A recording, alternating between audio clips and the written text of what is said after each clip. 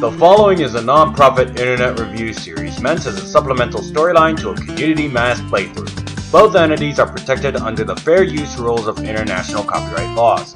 Pokemon and all other related franchises represented in Super Smash Bros. Are all owned by Nintendo, Sega, Konami, Capcom, Namco Bandai Enterprises, and Square Enix Limited. Any specific headcanons represented are credited to the writer behind said interpretation, and the targeted material is owned by its respective producers. Please support the official release. Well folks, the fighter bout results are in, and Sora still didn't win. You know, I for one am glad Bayonetta won, since not only is her moveset sufficiently unique from the rest of the crew, she also reminded us that as long as Disney has a chokehold on the franchise, Sora will never make it in.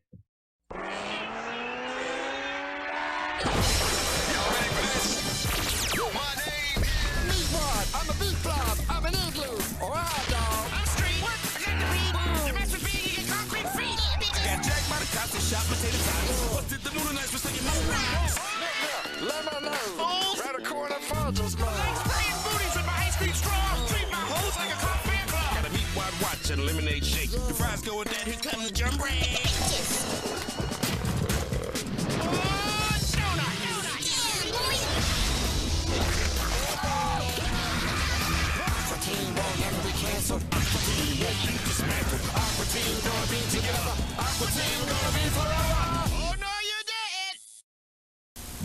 After these messages. After these messages. After these messages. After these messages. We'll be right back.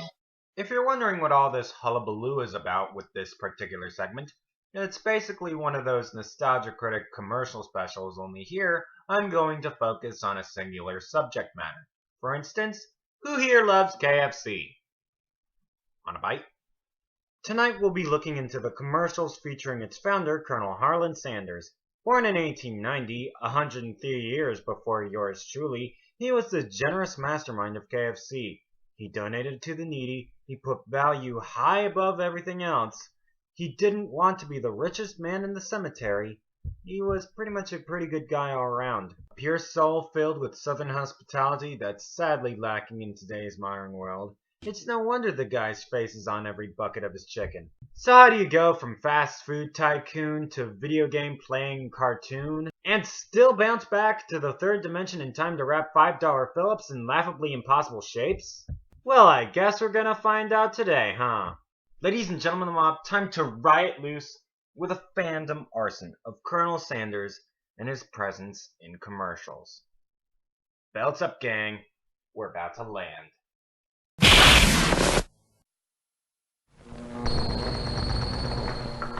I say, let's muffle them. Let the lie detector do it. We want your secret recipe for the 25 and we want it now. You're going to tell us now? Why, it's my pleasure, lady. Go ahead, tell us. Did I just pop in where the dead go to die by mistake? Oh wait, I'm not being affected by its nightmare fuel, so it must be something else.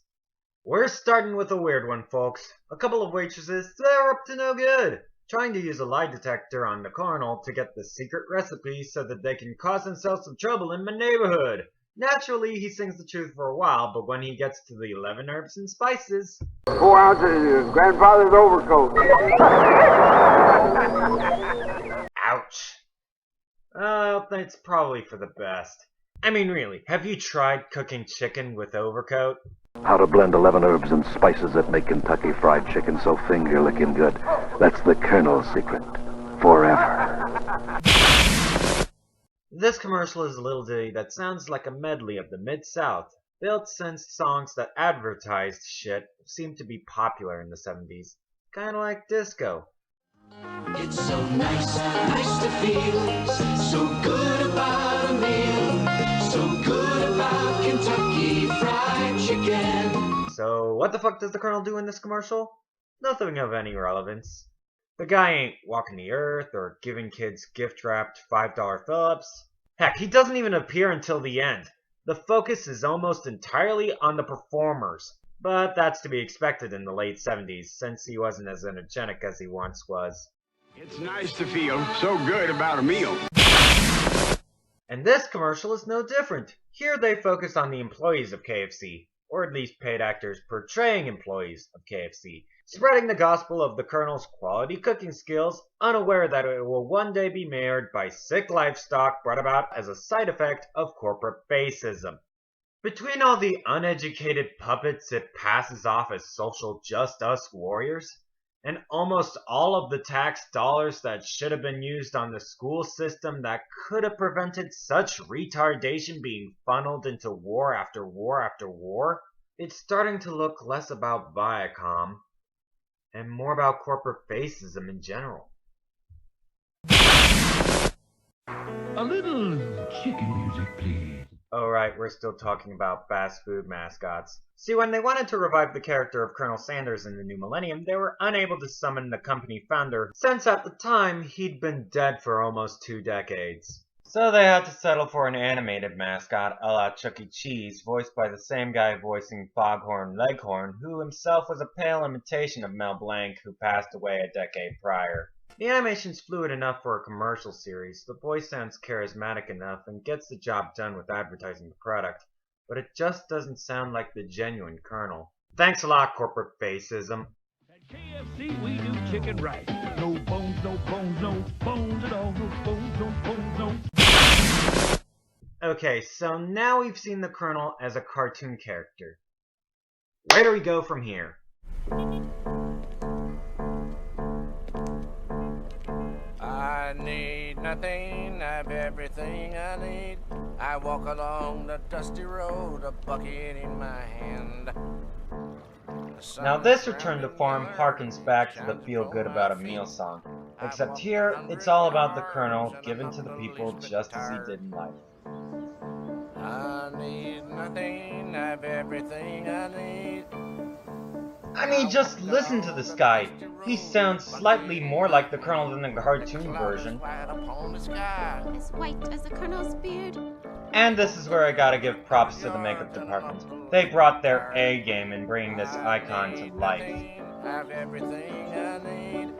If you think they stuffed that guy in the Colonel's iconic suit for just this one commercial, then here's him commenting on the modern world. Nowadays you got your International Space Station, your double-sided tape, your cargo pants. You seen these pants? That's too many pockets. And here's him and his best buddy advertising the living hell of those new $5 fill-ups I'm eager to try out in the restaurants. My $5 fill-up will fill you up, guaranteed. Isn't that right, Philip? If there's one thing I like about this guy, is that he's a trendsetter, as we'll see in a few seconds. Howdy folks, it's me, Colonel Sanders. I personally don't think so, but hey, they're getting there. I walk along the dusty road, a bucket in my hand. I'm back, America. Howdy folks, it's me, Colonel Sanders. Hey, that's not the real Colonel Sanders. I'm the real Colonel Sanders. This is how you sell chicken. Now that's the stuff. This is admittedly a much better portrayal of the company founder, and one that the man himself could be proud of as he holds up a $20 family fill-up, just like Nana McDouchebag used to make. If only you were alive to me to take advantage of you. But there was this thing for a few months where he had to insist that he was the real Colonel Sanders when actually he wasn't. It's come to my attention that there's an imposter colonel out there. He's trying to be me. That's crazy. They can't just grab some super funny Hollywood actor, throw a white suit on him, and try to pass him off as the real Colonel Sanders. They even hooked him up to a lie detector of all things, bringing this cute little retrospective full circle. Are you the real Colonel Sanders? Yes?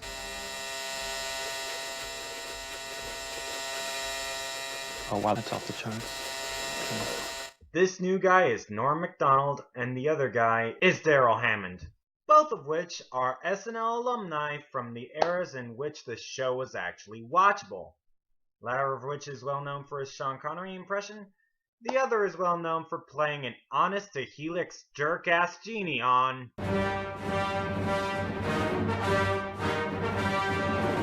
Don't listen to Robbie, it's going to be alright. Save your batteries.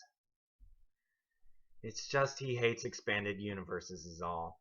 Regardless, the fact here is that we've seen the Colonel make the transition from flesh and blood to a lasting legacy to a media icon during the past few decades. Even if the world with peace and goodwill is further away from our reach than ever before, knowing that a kind-hearted gentleman made it amongst the successful, now that, good sir, can put you in the Christmas spirit in no time at all. Ladies and gentlemen of the mob, thanks for riding loose with our fandom arson. Just one show left. The final destination is at hand, and I've got the perfect game back there to pick out for your Nintendo Wii backlog. I'm surprised no one's bothering to talk about it. I need nothing, got everything I need. Walk the long and dusty road, a bucket in my hand.